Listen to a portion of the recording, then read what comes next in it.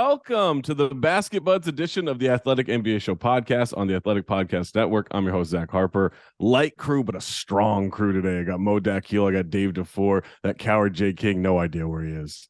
No King's Minute. Trevon Edwards has a legitimate reason for not being here, but that coward Jay King, absolutely no reason for not being here. It's almost like he's flopped out of the podcast. Hey, there's a transition to start things off. Guys, we've got a lot to discuss. The Sixers have life and the Suns have life. And I don't know, the Warriors might be in trouble and the Knicks, I don't know. You're going to beat this Jimmy Butler thing, which I told everybody about, but I guess we're all just finding out for ourselves for the first time. But none of that matters because Nikola Jokic pushed Matt Ishbia, newly minted owner of the Phoenix Suns. Matt Ishbia flopped into a different realm. And now we have the conversation. Should Nikola Jokic be suspended for game 5? No, he shouldn't. First off, he should not be suspended. The technical foul I thought was fine. I think it's fine to do that regardless of what Ishbia did. You're Jokic, like you can't push somebody. Like you can't, fan, no fan. Like Jokic's explanation of like, well, he put his hand on me. I saw that at like when I watched that replay, I was like, really? I missed that the first time. Like I saw Jokic's press conference, I missed that. And I look, and it's like a split second before Jokic like moves his elbow and like chicken wings him, that Ishbia's hand just barely grazes the side of Jokic. I'm like, whoa, I mean, that guy really can see 3 or 4 plays ahead. Like this guy's incredible with that kind of stuff. But he gives him a little chicken wing. Now, I think it's worth noting, Jokic is a very strong man. Yes. He's moving Jacques Landale and DeAndre Ayton around like Michael Orr moved that shitty kid in The Blind Side who was talking all that shit to him. Like he's just moving him wherever he wants, right? Like it's so Jokic with a civilian, even if it's a billionaire civilian, I believe that he could have tossed him out of the arena with that elbow if he wanted to, right? And also Matt Ishbia, when he was playing at Michigan State, he was listed at 5'10", 175, right? Let's add, I don't know, I'll be generous here, 30 pounds, 40 pounds, like whatever. Like it's been 20 years since he played. He still looks like he's in solid shape for a billionaire, but he's at a little weight. So let's put him at 205, 210. He's still going to toss a person of that size wherever he wants to. At the same time, Matt Ishbia absolutely knew what he was doing by grabbing the ball and delaying it. He absolutely instigated a good chunk of that, and he absolutely flopped, Mo. Like absolutely flopped in a brilliant way where he safely lands in his chair. The arms go flailing. I think they're both in the wrong here. I think Jokic should not have done that. You have to know better, even in that moment. I think we're seeing a little bit of something we don't like to talk about with Jokic. He's a hothead. He's someone who loses his cool and gets physical at times, but at the same time, he barely got physical with Matt Ishbia. Matt Ishbia went on. I mean, it wasn't Marcus Smart levels of flopping, but it was pretty close. Like if Tyrese Maxey does that yesterday, that 3-pointer by Jason Tatum gets wiped away on that push off. But it's only not Marcus Smart levels because he wasn't actually on the court. That's the only reason why. If he was on the court, we'd be like, oh, it's Marcus Smart. It's actually so bad that this should be the movement to bring back the fines for flopping. Like, that's it now. Bring the fines back, everything like that. He should get fined for the flop. Absolutely. All of that stuff with it. It was the dumbest play, Zach. It was. I love it. I'm so glad it overshadowed a 53-point effort and Booker and KD go over 70. Like we had the most amazing third quarter of basketball. So honestly, good. The shot making was unbelievable. We're starting this. Every show is starting with Matt Ishbia and Nikola Jokic getting into it. It's like, come on. It's such a dumb fucking play. It never occurred to me that Jokic even might be suspended. That was my thing. It was like, this was all so silly that it was like, why would he be suspended? Yeah, Dave, the announcers asked the question, I think, at some point in the third quarter, and then Kevin O'Connor posted a screenshot of the rules where it says if a player goes into the stands for any reason other than continuing a basketball play, then they can be suspended for a game. He's going in there literally to continue basketball. So I don't like the idea that he would be suspended based on the rule book is stupid. Now he does push somebody. Yeah. But I think I think if he had pushed him and he legitimately falls that way, then I think it's like, okay, maybe it's clear that Matt Ishbia flopped there. Yeah. It is absolutely clear. But Dave, like it does, to most point, it does overshadow what in the third quarter, I was just sitting there while I'm giggling. I'm just giggling to myself, like how ridiculous the shot making was on all sides of the floor. Well, Devin Booker is like the greatest shooter on the planet right now. Oh my God, I can't the miss. last 2 games for this guy, 20 of 25 and then 14 of 18. And these are tough contested mid-rangers. This is it's at the basket. He's hit a few threes in there, but also has 19 assists. He's absolutely cooking the Denver Nuggets. And he's cooking Kentavious Caldwell-Pope, who's one of the best defenders in the league. Like the thing about that, he's making him look like us. It was all good defense. That was the thing. Yeah. Both teams scored 31, 35 points in that quarter. And I was like, this was still a good defensive quarter. I just made shots. Like, what could you do? The Suns are defending the hell out of Jokic. It just doesn't matter because he's off balance, off the wrong foot, just tossing a one-handed runner, and it just goes in easily. The softest touch. The and one on Booker at the free throw line where he just kind of was just like, okay, getting it up. And I'm like, whoa, like, what are we down? Oh man, it's just so insane. I thought Kevin Durant was talking about it after the game. He was talking about Jokic and just how it doesn't matter what body position he's in. He's going to get a good, he has amazing touch. Yeah. He's so unconventional. Like the idea that Ayton is struggling to guard him. Yeah, of course. Everyone's struggling. Right. I'm like, what the? Go put 1994 Hakeem Olajuwon in there. You're going to struggle to guard him right now. Like, shit, you can't do anything with him right now. You just can't. Amazing. Like, it's an interesting strategy where it worked until, well, I don't know if it worked. I mean, I guess they won the game, so it ended up working. But we had discussed this of should you just try to make Jokic a scorer and take away the passing. And they did that for the first 3 quarters, and he scored a shitload of points. And then in the fourth quarter, they went to, more of like, I think he had like 5 assists, especially late in the game. And I actually thought it was a bit of a mistake by Jokic. They're probably correct basketball plays, but there's a point where I thought like, man, you got to go and you just got to go score. He's trying to get Gordon the ball. He's trying to get Murray the ball. And it worked on a couple of plays, but I thought in those moments like, man, I think he needs to just go. I think it actually cost him game 3 with him not doing that. Like, we need to go. There was a lot of Murray possessions in game 3 in the fourth quarter where I felt like, you just get the ball to Jokic, man. You have this unbelievable dude who's just literally torching the Suns, and they can't guard him. And like you guys all said, nobody can in that instance. And I just felt like that lack of aggression in game 3 cost them. And it nearly pulled it off in game 4 where Jokic was so aggressive. And even then, still a little bit trying to feed everybody. I think that's one of the problems. Well, I went back and I watched the fourth quarter again. And I actually think that their strategy worked a little bit, right? Jokic was absolutely gassed down the stretch, and not in a way like the missed layup. That was good defense, I thought, by TJ Warren. But I think Jokic normally at least gets that a little bit closer to the basket. It's a little bit easier of a shot for him. He was coming up a little like front rim on some of those floaters. They were still going in, but like it was just a little bit diminished by the time you get to the fourth quarter. And so this was a game where when he's at his best, it's 30, it's 15, it's 20 rebounds, right? Like it's not 53. That's a huge workload. You're muted, Zach. He still had 11 assists. Like he created 78 points in this game. He walks into like 8 assists. And Michael Porter Jr. missed open shots. Yeah. Aaron God, Gordon it could have been so much worse. Shots. Yeah. KCP missed like 4 wide open threes in this game that he normally would stick. Yeah. And it's just stuff like that. And we were, Mo, we were talking last night on the Daily Ding. 29 threes for the Suns, 22 threes for the Nuggets, and the final score was 129 to 124. The pace in this game was crazy. Yeah. Well, I think that's the interesting thing is the Suns have life in this.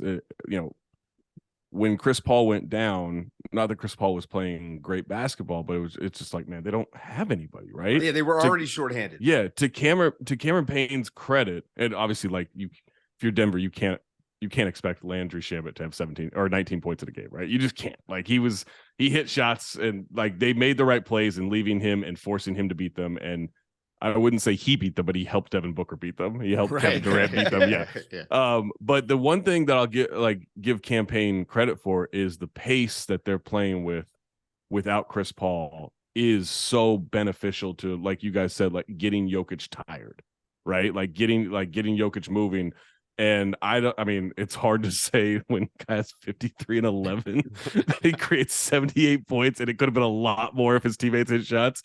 It's hard to say that, like, oh yeah, you wore him down, but maybe just enough to get out on the other end of this. And I was joking after game 2. I was like, well, I mean, unless Booker and KD combine for 80 points every game, they don't have a shot. And then they combined for 86 in game 3, and then this was, I don't know, 72. But also you get the Landry Shamet, points and minutes. Well, it's a big 3 for Phoenix, Yeah, but I mean, big 3, as we all knew. Landry Shamet is number 1, Devin Booker number 2, That's Kevin right. Durant number 3. I mean, they gave Shamet the contract as soon as they traded They for him. did. They knew. They knew. Yeah, they had the vision. I think We've all been saying Landry Shamet's going to win him a playoff Oh game. my That's God, what yeah. we've been saying. I had over and a over. money laundering comment last night. Like, it was, But the Chris Paul thing being out it's exactly what you said, Zach. They've sped up the pace the whole way through. Game 3, game 4, they're playing faster. They're trying to get buckets before the Denver Nuggets can set their defense, because I think that's really the other issue for them, right? Because now when they have to go up against the half-court defense, it should be easy defensively, in the sense of, like, send 2 guys to Kevin Durant, send 2 guys to Devin Booker. Don't leave the other one to go send 2 guys, which is what the Nuggets were doing a bunch. They were leaving Booker or KD. Oh my God, they left KD on that wide open. I'm like, what are you literally anybody else? Like anybody else but KD. Honestly, Josh Okogie's on the floor. What are we doing? Right. Yes. Like, why are you leaving KD? I mean, they did it all game long, and I think just that thought was stupid. That process didn't make a lot of sense for me in the half-court defense, but I think that's part of the reason why the Suns are trying to play faster. We don't want to play the half-court defense and give them those opportunities in that sense, and I think it's paid off so far in these 2 games, and we'll find out. Dave, I mean, Caesars hasn't started yet. It has not started because no one's won on the road.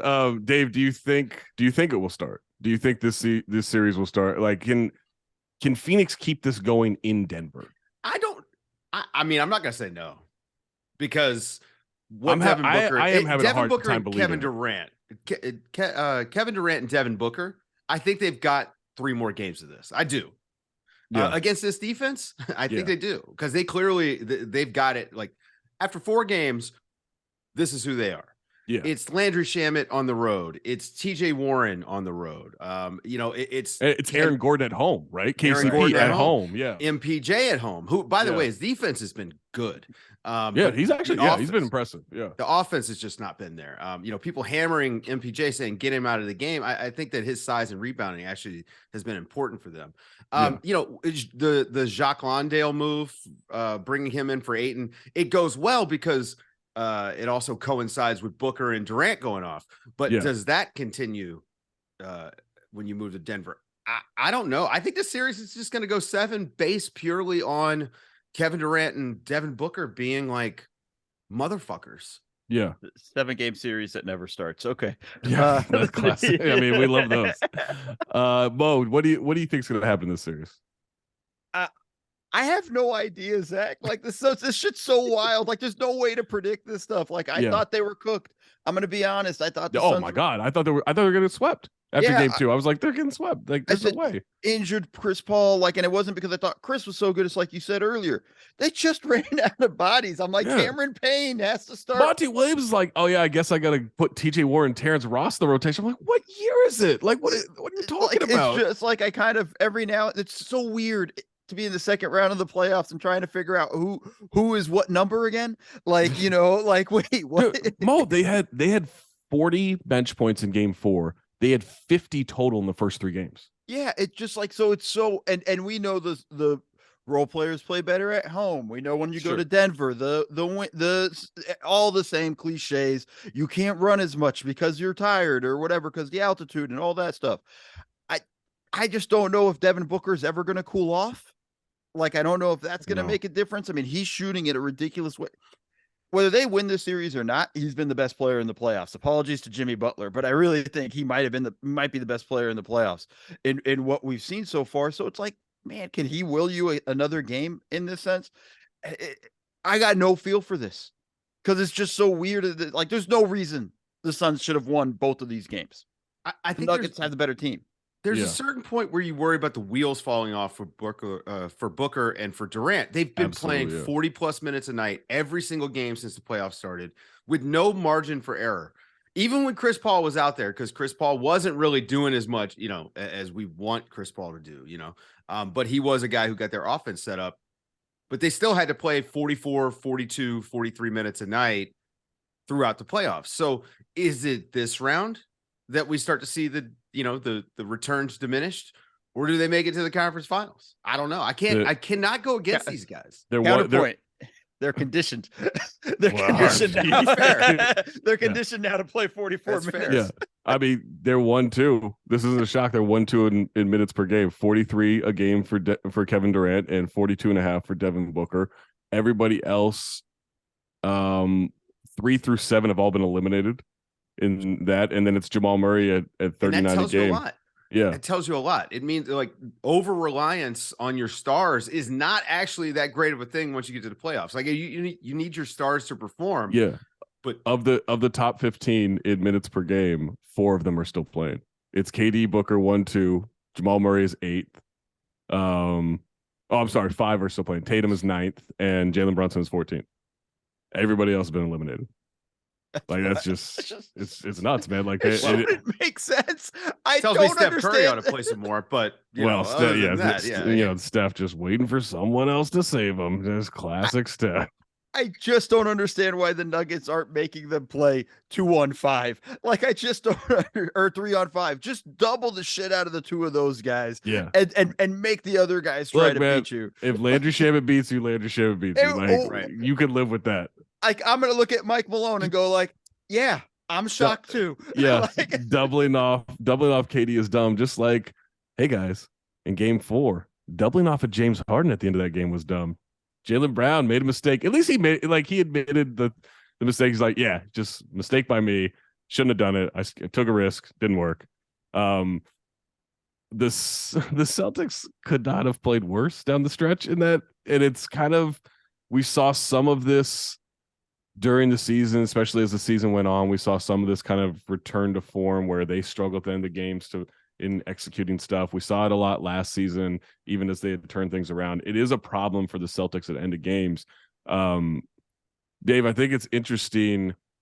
So James Harden was atrocious in Game 3, right? And even passed Game 2.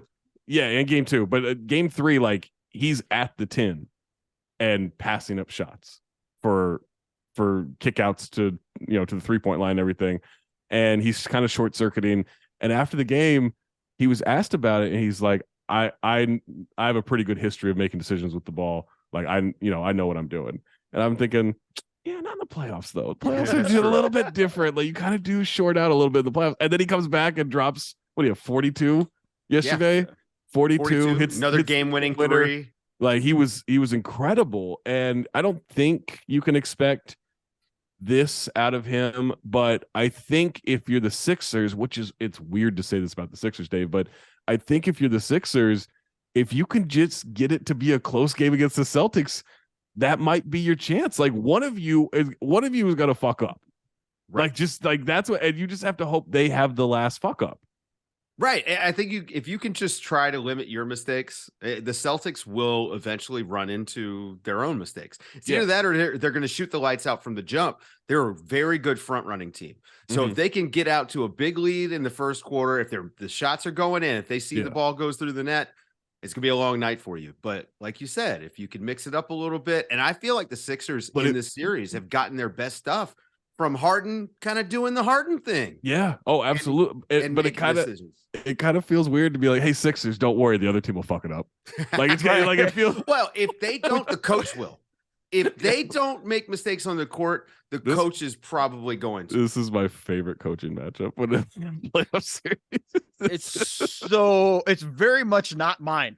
It's very a frustrating thing. Both these guys are just unbelievable right now. Did Joe Mazzulla make any comments about his adjustments after this press conference? I don't know. I've stopped checking to see what funny little quips he thinks he has, and I cannot stand his quotes. No, they're terrible. They're awful. terrible. I wish I can't stand Jay King to tweet them out all the time, and Celtics fans eating them up, and they're like, "Come on, guys, these quotes suck." Can I just ask this question? How does the ball always find Marcus Smart at the end of games? Because they're like, "Hey, Landry Shamet will beat us or won't beat us." Like this is what but it it's is. like, Well, but it it's like, happened twice. It happened twice in that game. It was in regulation. It was basically the same play. Yeah, just other side. Yeah. But but what was funnier was it was kind of not the same play because Tatum still drove along that way and had to pass it back to Smart. The pass was to Brogdon, needed to move over. The pass was to Brogdon at the above the break three. But it's just like constantly. And then at the end of overtime, you're down one after giving up a stupid three. Fine. Don't call the timeout. I'm okay with that. Make sure, whatever. Don't let the Sixers put their best defensive lineup on the floor. Cool. You're down one. You can't just walk up the ball, get to half court, get organized, make sure all the pieces are in the right spot, and then start getting into your action with 5 seconds left. Like that was the thing, because I think Tatum initiated it at 6, right? That's when he started going, and I like the whole. I'm like, is this clock right? Like what? Like, what's going on? And so then I was just thinking, oh, okay, he's gonna do the step back 3 thing. Like I just assumed that. I figured he was ISO. Next. I figured he was going for an ISO. Yeah. Yeah. And then he called for the screen at like 6.5. I'm like, what the fuck is happening? I was like, does he know the game is on the line? Does he know it's not tied right now? Like, is this maybe it's a J.R. Smith moment? Yeah, right? maybe. Like, I don't know. Are we aware time he might not have known. Yeah, he might not have known. It was just wild. And the fact that Smart made that just a 1/10 of a second late, it just makes you even like it actually makes it perfect. It makes it a perfect final play for the Celtics. Do the Celtics have a playbook? No. Can they? I mean, down the stretch, if they run 5 plays, just 5 like bread and butter plays, they win this game in regulation. Oh, and then I mean, we can't forget Jaylen Brown. I got to demand the ball. But Jaylen did, to his credit, he did catch himself after he's like, I guess I got to demand the ball. I thought it was, we were doing good things when the ball was in my hands, and he's like, but. Our offense was okay, and we're doing all right. Like, he got very political, really. The alarms went off in his head. He saw the aggregators drooling, and he's like, "Oh shit, I gotta clean this up." But that's not what's gonna be shared. I wonder if the writers, like as he said it, were like, "Yes, oh yes, Jalen, and then he was like, "Oh, wait a minute." Because he clearly didn't mean it in a negative way. When he was saying saw Rich Hoffman. Rich Hoffman's eyes went wide. He's like, "Oh shit, the Sixers guys are into this." Oh, bad. Well, they love that drama, don't they? Oh my God, love that drama. Dave, do you think that the Sixers have a shot in this, like a legitimate shot in this series? I think the biggest issue is Embiid, and it's on the defensive end. He's not moving well. I don't. Yeah, he's clearly limited. Yeah, I don't think he's doing a good job protecting the basket. Honestly, and I think Boston's making a huge mistake not attacking more. But I think also Rob Williams isn't 100%, and that's part of the reason why they can't put that extra pressure, with him as a rim runner. But I felt like the Sixers had a good shot, and we talked about this about a month ago. I felt like the Sixers had a good shot against Boston because of Embiid. If Embiid can just be more forceful.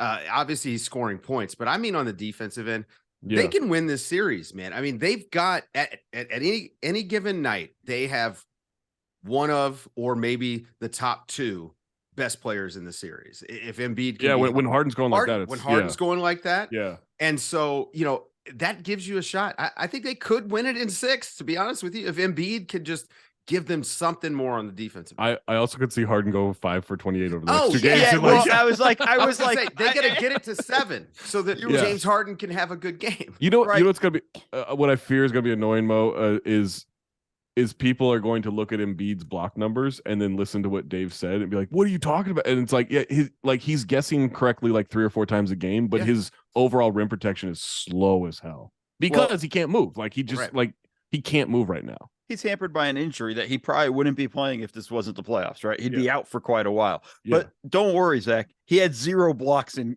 game 4. Yeah, so it's like okay, there we go. Yeah, okay. Dave's covered in that. Dave's covered in that. They can bitch all they want about the block numbers. There aren't any. Yeah, they won. So you guys, I wish you guys would watch the games, you casual clowns. But I think the depending on James Harden being consistent, he hasn't even been consistent. He hasn't even been consistent in these playoffs, and so it's just kind of like in the last 2 games, he hasn't been consistent. yeah, I mean, this series is really what I meant. Like, right? Game 1, unbelievable. Game 2, Game 3, garbage. Game 4, unbelievable. Yeah. Are we following the trend here? Like, are we going to get So an if they can force a Game 7 with him, Monster like, Harden, he's going to be the best Game 7 he's ever had. They got to send him to Vegas today.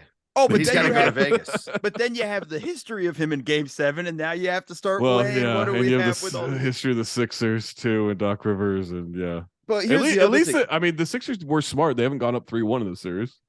That's true. You know, that's strategy, strategy, smart, Doc smart adjusted. planning. But the thing too, though, when look at it for Boston played terrible for 3.5 quarters. Yeah, man, and 1/10 of a second away from winning that. Yeah, like, not even that. Like, had a 5-point lead with 2.5 minutes left, or 2 minutes left. Like, I think honestly, like this was a game you could have stole if you were Boston and having played your worst. So I'm not sure I'm really comfortable saying the Sixers have a legitimate chance in that stuff when I look at all those things. And at the same time, then I look at the coaching. Well, the Celtics have played well, but they have an execution problem.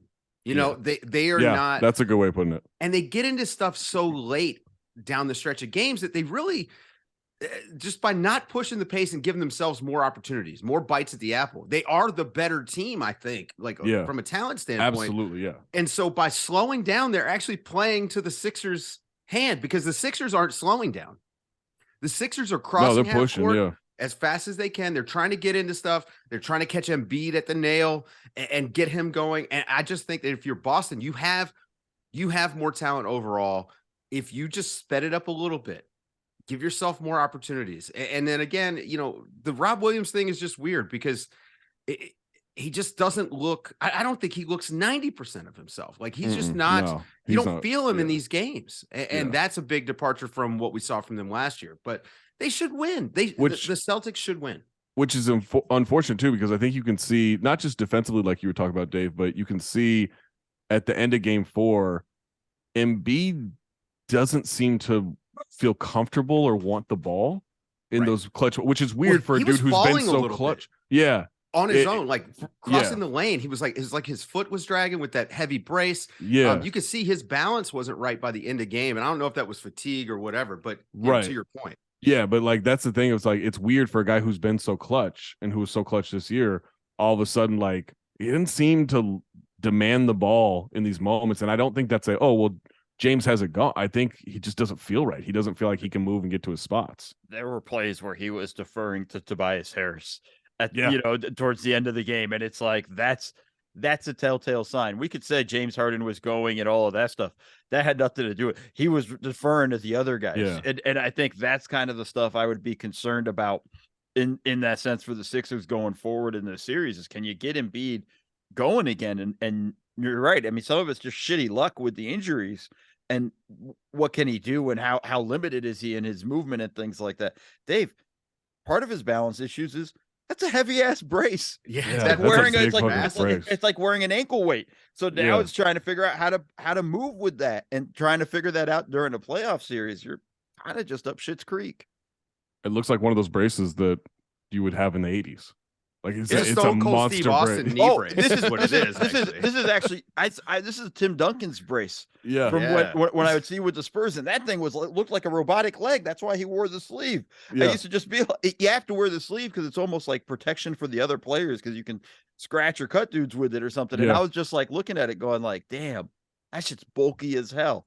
So it's like another like 3 or 4 pounds, and on your leg and the movements, and try to whatever Euro step or something off of it. It's going to throw you off a little. You can't really do that. Today's show is brought to you by LinkedIn. Visit linkedin.com/NBA show 23 for more information.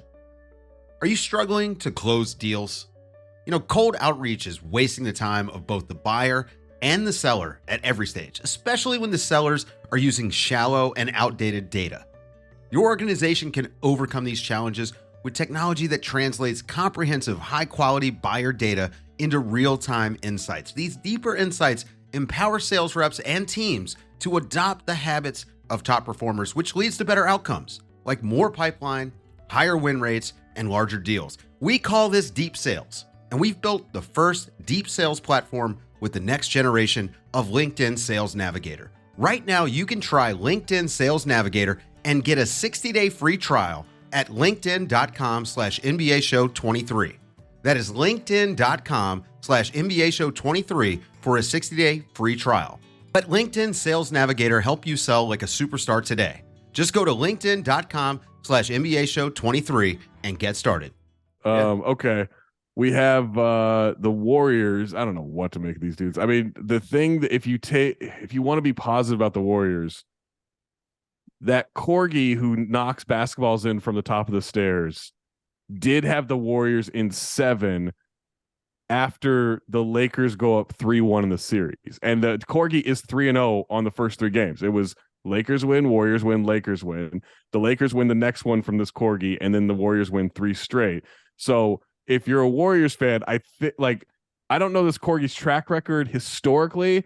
I know he's fucking nailing this series. So I think you could look at Anthony Davis adjustments. He's been the best defensive player in the league during this series. And LeBron has been great, but D'Lo got hot early in game 1 or game 3 and kind of, set the tone. And, Steph played all right, but Clay hadn't played that well. Like, you can talk yourself into all these things, but you have to hold on to this corgi.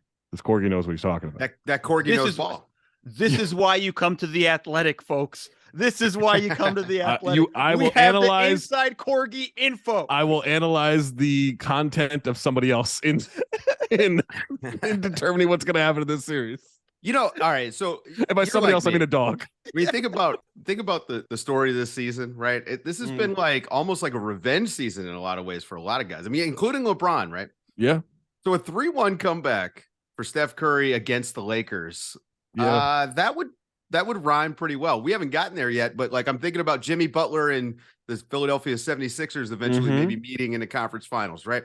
Yep. If the Warriors come back from 3-1 and then they have to play KD maybe in the next round. I see this. I see what the script writers have been working on. There's a lot of good material here in this writer's room. There's a lot there. But the Warriors suck on the road.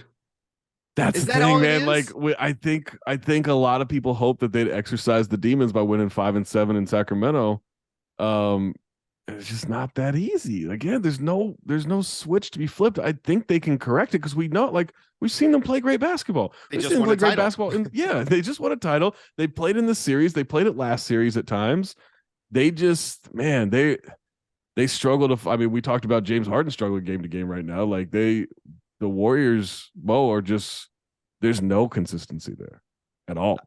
I mean, I think the big great adjustment in game 2 was JaMychal Green, and lo and behold, he can't keep that up in game 3. I think that's the shocking thing, and it goes back to just no consistency and things like that. I honestly kind of think the Warriors are in trouble because they have no rim protection, and then I think it becomes a situation where you can see it every time they drive. They're looking for where AD is because he's been blocking shots at an unbelievable rate and has been a force at the rim defensively. And I think that's one of those things. But then we look at AD again and go, all right, he had a great game 3, going to be shit in game 4. That's been his entire playoffs, has been that yo-yo. So it's this series is the lack of consistency, and whoever can find that shit is going to be important, and I think, LeBron was able to chill most of that game 3 because D'Angelo Russell got going. He's not been very good. LeBron has not been very good. But do you feel comfortable saying, okay, let's count on D'Angelo Russell again? He's been good, but consistently, it's there's some games where he's going to hit a couple of threes, and there's some games he's going to shoot you out of them, and it's frustrating. This whole playoffs, I fucking don't know anymore. I'm confused. This, I'll just be honest. Everybody's like, "Oh, what do you think?" I'm like, "Huh?" Yeah. You need a whole basketball team now, and this is where the Lakers have a little bit of an advantage. I think they've got a normal basketball team. They have a real rotation. Yeah, and when Anthony Davis is the best player on the court, they look amazing. Mm-hmm. It's just, can he do that every single game? And so far, the answer has been no. But defensively, he's done it. That's the thing. It's not been the offensive end. Like, he can be passive on the offensive end, but I think the entire playoffs run for him defensively has been pretty special. And the Warriors not being able to get into the paint on those back cuts and get some of those easy buckets that get them in a rhythm, that has been detrimental to their offense. So, we could talk about their road woes. We could talk about their lack of depth and lack of talent overall, like outside of, their starters. Yeah. But the truth is, Anthony Davis's defense has had a monumental effect on the series so far. So, the Warriors in the last game, they only outscored in the paint by 2 points. That's a good sign for them. Yeah. And that was the key in game 2 when they won. They obviously outshot the Lakers from 3, but it was the paint. I think they actually won the paint points in game 2. And it was like 48-42 or something like that, which is different from the 54-28 in game 1. It's just, I think the Lakers made the same number of threes in game 3 as the Warriors, and that's not a recipe. I mean, everyone's going to talk free throw disparity, and I'm so sick of. Here's a PSA. There is no fucking reason in the world why free throws need to be the same.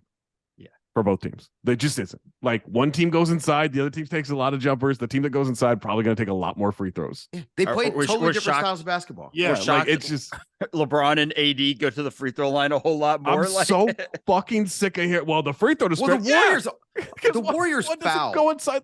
Yeah, because they're bad. Because they're bad small. Defensively. Well, they're small. Yeah, and that's the thing. This is what the trade-off that you're making, and so you're hoping you're fouling bad free throw shooters. Right. Unfortunately, AD is like a 80-something%. Yeah, he's really good at it. Foul LeBron instead, nerds. Yeah. More importantly, if you officiate the game properly every night, Draymond Green fouls out in the first half. Like, it's very physical. He's a very physical defender. Yeah, let's be honest. Free throw should probably be even more in the Lakers' favor. Yeah, I mean, game 2, like, Draymond got to do what Draymond does, right? It's why he helped shut down AD, and then AD adjusted, and they got to the free throw line. So, I mean, like, I think it's the free throw disparity. Everybody does it every game, all the crying bullshit and all that stuff, and the refs or whatnot. It's not why you're losing the game. You're losing the game because you guys are turning the rock over. Your defense isn't good enough to make up for the fact that you're turning the ball over at the rate that you do. And I think, again, you're dog shit on the road. And I think that's kind of the problem. And then they win game 4 tonight. Watch. No.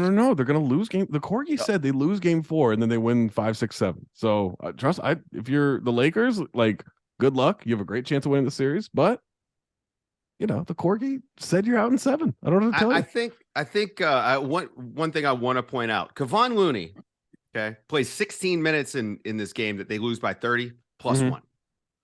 Kevon Looney continues to show that he is a winning player, and that if he's on the court during competitive basketball, you have a better shot at winning. The Warriors tend to, I think, handcuff themselves a little bit by not having him and his consistency on the court. When you have a high floor player, and that floor might be the highest amongst guys like, the top 7 centers. His floor is so consistent. Yeah. It's just his ceiling is right above the floor, right? But the floor is super high. The floor is super high. Yeah. He's so consistent. I mean, the guy he commits offensive fouls maybe twice as much as defensive fouls. And that's the kind of guy you need out there for those AD minutes, I think. I think the adjustment in game 2 was good, but thinking that was going to carry over with JaMychal Green, like, this wasn't Kerr discovering small ball in 2014. Like, it wasn't that. Like, the argument for spacing, I'm like, you guys didn't have this spacing last year and you won the championship. You got to get AD out of the paint. So I'm with them on that. Good luck. It's not right. You know how you get AD out of the paint? Run fucking dribble handoffs with the guy that he's guarding all the time. Roll. Like, that's really that's the big adjustment that they made in game 2 that they didn't do in game 3 again. It's the pick and roll with Steph Curry. Like, that's just the thing. Like, the Lakers cannot defend that. They could sag and muck up the paint and all of those things with the motion action when Curry's working off ball. They're doing a great job. The Lakers are doing a great job top blocking and forcing the action inside the 3-point line. You can't do that when it's a pick and roll and Curry's bringing the ball up the court. That's what they need to be doing. And if honestly, they need to be running 50 of those a game. I don't know how many that would plan out in possessions or whatnot, but, like, you need to just be running that constantly. And that's how you get AD out of the paint. Draymond setting the screen there, Looney setting the screen, double drags, whatever. Doing that stuff will open up the opportunity in the floor for everybody. Well, pulling him out and getting him into action on the perimeter, you open him up to foul trouble. Yeah. Which he doesn't foul much. Like, you've got to try to get him involved. Number one, you're going to fatigue him, and that'll affect him on the other end. Yeah. But you got to so try comfortable to get defensively. He's so comfortable. He's amazing right now. Yeah. And again, this is another instance where not a huge amount of travel for Anthony Davis. Mm-hmm. And I think that has what we're seeing. Like, remember the bubble and how great he was, right? His body was probably the best it's been. This is a short travel series. He seems to be getting a lot of rest. So defensively, man, he's just been so good to watch. I don't know, man. I think he might have a good game 4. They're gonna win game. The Corgi said they're gonna win game 4. The Corgi said they're gonna win game 4. Doesn't mean AD's gonna have a good game. That's true. Yeah, I'm going based on the track record. The one final thing the one bit of consistency for the Warriors in this series, which I think we need to commend, is Jordan Poole fucking sucks. Yeah. Jesus, what a terrible deal so far. He can justify it someday. He can get there by the end of like year 4, year 5. Like, my God, he's been terrible in the clutch, just to do goofy stuff. You know what I mean? Like, why are you? This is now, to be fair, this is kind of a Warriors thing. I mean, Steph Curry in a game 7 flipped behind the back pass out of bounds. Right, you're right. Agreed. But you're not Steph Curry. Steph Curry ruined kids basketball and Jordan Poole basketball. Like, that's what he did. It's a philosophical thing with the Warriors where you can't limit players, right? Because then you miss out on the artistry. But unless it's Jonathan Kuminga, and then you try to limit him with everything he does. You've got to learn to color with your crayons within the lines before you can go do abstract art. And Jordan Poole is just like all over the place. No, Jordan Poole doesn't even try to color with like outside. He just pees on the coloring book. Like, that's all he does. Just like, this one's yellow today. Like, that's just all it is. Yellow every day when he pees. I don't know what the. All right, one more series to get. You know those sticky things that you would throw at the wall and they would walk down the wall? Oh yeah. Jordan Poole plays basketball like that. It's everywhere. You don't. I mean, I don't get it. I don't get it. All right, one more series to get to. I just shocked why people think when Jimmy Butler's on the floor that the Knicks have a shot. I got 2 words. I got 2 words for you, Zach. I cannot believe we've gotten to this point. Heat culture. I've been telling you guys for fucking years on this podcast, and there are other cultures that can rival heat culture. It's not like no one can beat heat culture. Knicks culture is not one that tends to come through. Julius Randle culture is not one that tends to come through. Again, like, man, I get it. Game 2 was great, but was it? They almost lost game 2. I meant individually. I meant individually for him. Okay. Sorry. No. So they invented the bad playoff win. That was game 2. Was the Knicks invented the bad playoff win there, because look, there is a pathway to them competing better in this series and winning in this series. It's got to be Jalen Brunson in the middle of the floor. They cannot waste possessions with Julius Randle. They cannot, like, everything that Randle gets or RJ Barrett gets has to be off of what Jalen Brunson has created. Yeah, not gonna happen. I know. That's not their offense. But that's the only path for you. Have like Gabe Vincent is a pest defensively, but Jalen Brunson is better than him. Jalen Brunson can get him right. Kyle Lowry is slow as fuck, like veteran, but slow as fuck at this point. Like, they don't really, unless they put Jimmy on Jalen Brunson, I don't really think there's anything that anybody on Miami can do with him. But they just keep like, all right, let's spread this thing around. I'm like, guys, it's the playoffs. Like, what are you doing? This isn't the Cavs. Like, you can't do the same shit. I have a question. Where did Bam finish in the defensive player of the year voting? 4th or 5th, I think. Okay. It's somewhere 3 to 5. Yeah. Okay, so it's smart for Julius Randle to try to ISO him. Like, this is the dumb stuff that we're getting from the Knicks in that sense. And this RJ is Barrett attacking Jimmy Butler. Yeah. No, my ultimate favorite is the RJ Barrett Julius Randle pick and roll. Let's put the Heat's best 2 defenders in the action. Like, what are we doing? The only time they try to they don't attack Jimmy Butler is when he has a hurt ankle. What are you doing? They tried that when they went to that pick and roll game, I thought I haven't been paying attention. One of them got hurt again. Like that's what I was like. And then I'm like, I was scrolling Twitter, like looking up injury, like Jimmy Butler injury, and all I'm getting is shit from game one. Like, I'm like, why are you attacking these two? But it goes back to, this is the thing. The Knicks had a great offensive regular season. Mm-hmm. But I think we all and they were good offensively against the Cavs. I think we all kind of knew, though, the offense is limited.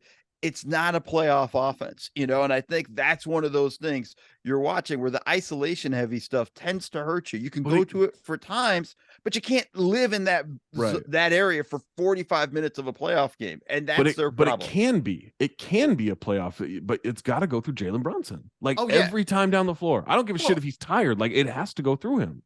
And this is an Obi Toppin series, I think, for the Knicks. Where having him on the floor to space out allows Brunson more room to operate. I mean, when Brunson gets to the nail, like when he gets to the nail on offense, good stuff happens. Yeah. And he's just not getting those opportunities. I also worry about his ankle, like maybe he's having a hard time getting into spots.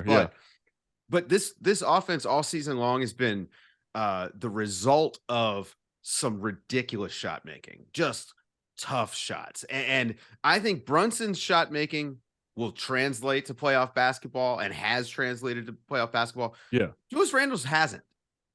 It's just, and the ankle injury could be part of this. I don't know.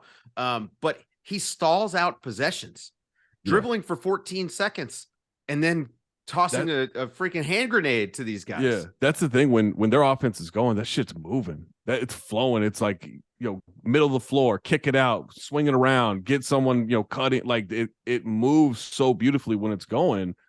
We saw that a little bit in game two. I guess we saw that the start of game one where they dominated the paint in the first quarter. Like, that was great. And then all of a sudden it was just the Heat adjusted at halftime and Tibbs had nothing. Like Tibbs, he just had nothing for him. That's the other thing. It's when you look at the coaching battle, and Spo is just unbelievable in this sense. Like it's like, all right, cool, no problem. You're gonna do this, we're gonna do that. Like whatever. The adjustment at the game one at halftime, cool. What if we take the pain away? And the Knicks have shot terribly from three this entire series in that sense, and they're just daring them to beat them from the outside, and nothing the Knicks have done since then to really counter has really made a difference. And I just feel like when you're looking at the battle between the two coaches, like I'm going Spo all the time. Shit, I'm going Spo's the best coach right now left in the playoffs in the Eastern Conference. Like he's the best coach in the league. Like it's no question. But it's like, but it's so miles above everybody else in the Eastern Conference. It's just like fuck, man. Like the Knicks are at such a disadvantage just on that aspect of it. And I'm not trying to shit on Tibbs as a coach, although I do it regularly. I just think the idea of just the way Spo kind of manipulates things. Oh, you got these guys on the court. This is what we're going to do. And the Knicks just don't do that. They don't attack the right guys. They're getting beat by Cody Zeller, Zach. When Bam goes to the bench and Cody Zeller is having moments in a playoff series, you got a problem. Tough. Yeah, that's tough. It's not even like. I forgot he was even in the league, to be honest with you, until the playoffs. I forget every time until he checks in the game. Yep. I'm like, oh shit, that's right. Cody Zeller's over there. Like, who's this accountant out here? Yeah. No, it's who's this fucker wearing a mask? Like what? Right. Like what's this? Man, it's just the Heat. Do the Knicks have a shot to take this to 7? You think? Yes, I do think. Like, but again, it's got to be all Jalen Brunson. Yeah. Like it has to go through him, and he took 20 shots in the last game, but. He's not initiating enough. Yeah, it's not initiating enough, and like it's the more that he and Josh Hart are involved, the better it is. Those are just two smart players that know how to take advantage. And like, I feel bad for Josh. Like they're telling Josh Hart, like you got to go guard Jimmy Butler, and it's just like there's only so much he can do, right? Like I think he's defending Jimmy really well, but there's a certain point where it's you defend him well, he's still 4 inches taller than you. There's not shit you can do. And I think the other thing too is they really need Emmanuel quickly to actually show up for a playoff game. I don't know if he knows the address to the arena. He's had a couple of spurts, but that's it. But I mean, that's a big part of their offense as well in the regular season that they're not getting at all in this series is just the little spurts or whatever aren't enough. Like he gets some tempo, he gets some up court, gets some going a little speed and athleticism, and he's got nothing really this whole playoffs. I'll just say what we're all thinking. We can end on this. The Knicks really miss Alec Burks. That's going to do it for this edition of the Athletic NBA Show podcast, Basket Buds edition. Play Fournier. Make sure. Sorry, I'm channeling Jay King here. Jay King should Google Fournier before they play Fournier. We will direct you towards the YouTube channel if you want to watch us talk. It's a great time. Oh my God. We got backgrounds. We got no backgrounds. We got blurred screens. We're not going to want to miss that. I'm getting up to corral my dog at times. Like, it's a fantastic show. Make sure you subscribe to The Bounce, theathletic.com/The Bounce for a free email newsletter in your inbox every Monday through Friday around 10 Eastern, 7 a.m. Pacific. For Dave DeFore from Modak Hill, I'm Zach Harper. You want to keep it locked on The Athletic.